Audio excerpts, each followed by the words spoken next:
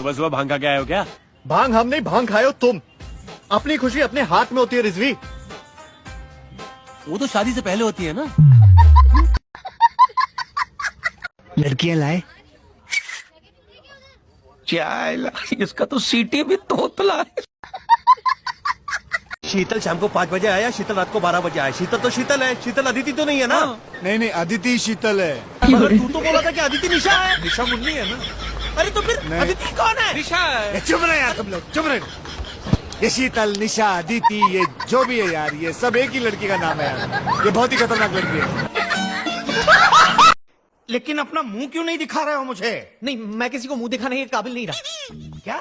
हाँ, क्योंकि मैं बाप बनने वाला हूँ और मेरी शादी भी नहीं हुई। क्या? नंबर बोल उसका।